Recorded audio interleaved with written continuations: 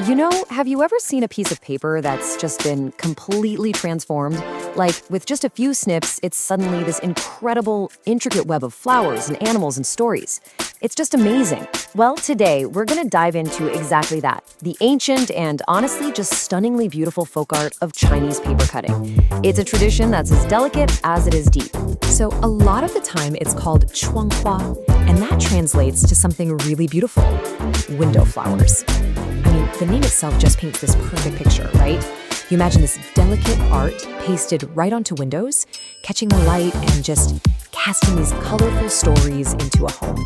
It's a huge part of holidays and big celebrations. And get this isn't just some local craft, Back in 2009, UNESCO officially recognized Chinese paper cutting as an intangible cultural heritage of humanity.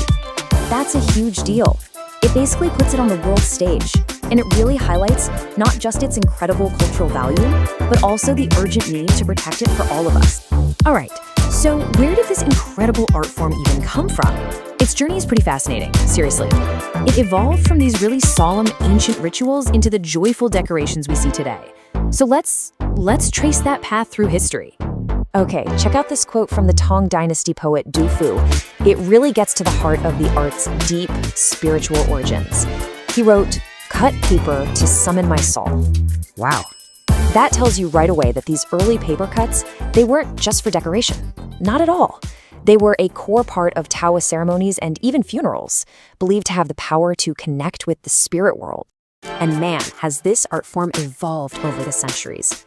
It really started with these precursors way back in the Han and Tang dynasties. Think of women cutting these delicate little shapes from gold foil to wear in their hair. Super elegant. From there, it shifted into those really profound spiritual rituals we just talked about, before eventually blossoming into the widespread folk art we know and love today.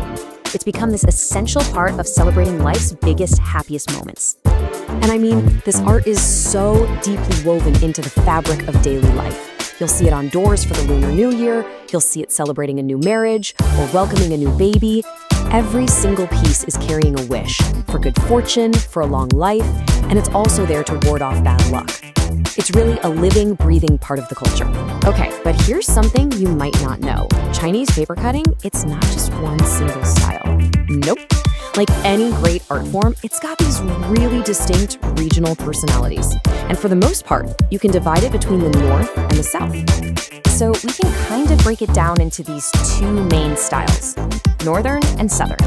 The North, that's all about a bold, rustic, almost powerful approach. It's uninhibited. Then you have the South, which leans way more towards the intricate, the delicate, the super elegant. It's like two totally different artistic souls, both expressing themselves through the very same medium, paper. So what kind of stories are these paper cuts telling? Well, they're bringing all these cherished folk tales and symbols to life. You'll find these absolutely charming scenes like the mice wedding, yes, really, or auspicious symbols like the qilin delivering a son, which is a beautiful wish for hopeful parents. And then you have these grand mythological tales too. So really, each cut is like a miniature story or a wish or a blessing, all captured in paper. All right, so we know the why and the what. Now, let's get into the how. I mean, how are these unbelievably detailed creations made from just a single sheet of paper? It seems almost impossible. The process itself sounds pretty straightforward, but it takes an incredible amount of skill. It starts with a draft, right? Then you mark all the negative space, the bits that are going to be cut away. The artist will use scissors for those big flowing lines or a tiny knife for all the super fine details. But here's the real secret, the pro tip for getting those perfect curves. You learn to turn the paper, not the tool. It's all in the wrist. That's how you get that flow. And the influence of this art, it extends so far beyond just the window pane. These paper cuts, which are also called zhiyang, often served as the direct patterns for that gorgeous, intricate Chinese embroidery. And the whole artistic logic, creating figures from cutout shapes, that was a massive influence on another famous folk art, shadow puppetry.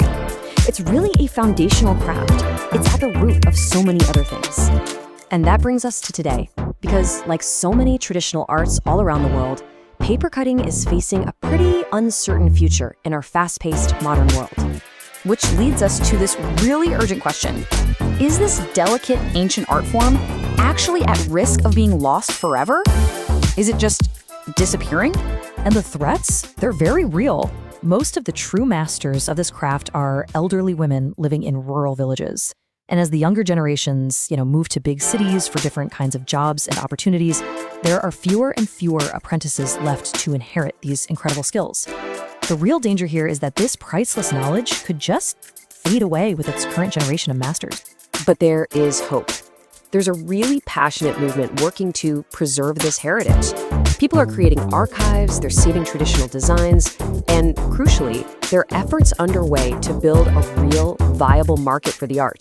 This is so important because it means artisans can actually earn a living from their incredible skill. That economic support is the key.